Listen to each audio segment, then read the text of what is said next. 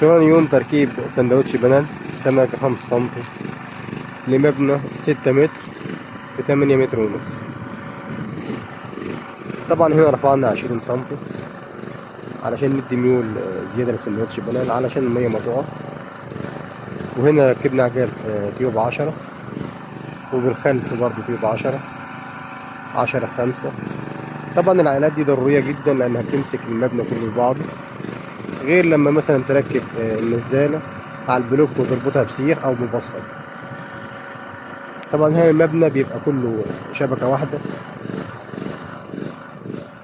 وانتهينا خلاص من تنزيل التيوبات 5 في 10، وهنبدأ فرش التيوبات 4 في 4. طبعا احنا عملنا المسافة هنا بين التيوب والتيوب 2 و5 سنتي. طبعا في ناس بتعملها 3 متر ونص و4 متر ويعملها 5 متر. طبعا كل واحد بيبقى له شغل وشايف الشغل من وجهة نظر يعني. طبعا ده شوفوا شينكو. طبعا الشينكو مش عمله مرفوع هناك اهو، لان طبعا حاطط له مسامير قليل. وبكده تم الانتهاء من فرش تيوبات 40 في 40. طبعا بين التيوب والتيوب 70 سنتي.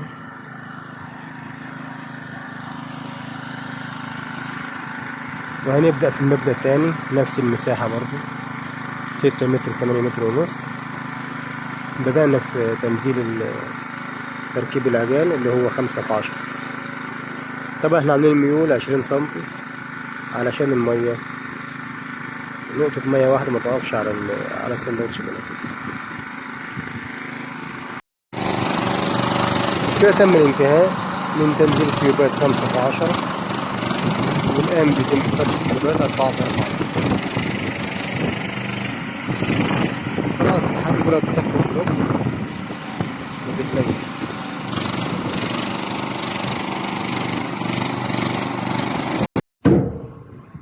والآن بيتم تركيب السندوتش بنات سندوتش 5 سنتي.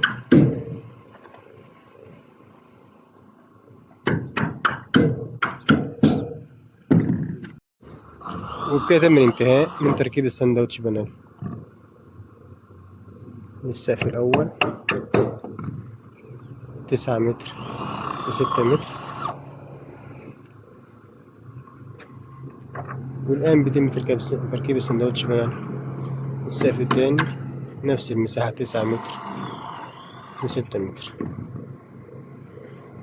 طبعا هنا مسمار 12 سنتي. ارتفاع الضلع 8 سنتي ونص والتيوب 4 سنتي.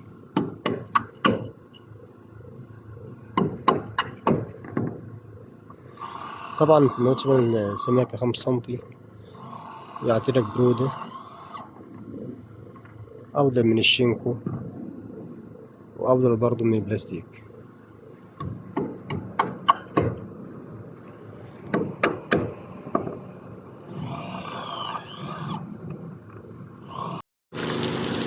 طبعا هنا برودة 10 سنتي. شوفوا ما شاء الله المية تبقى عن الجدار بحوالي متر. والآن بيتم اختبار المية للسندوتش بنات.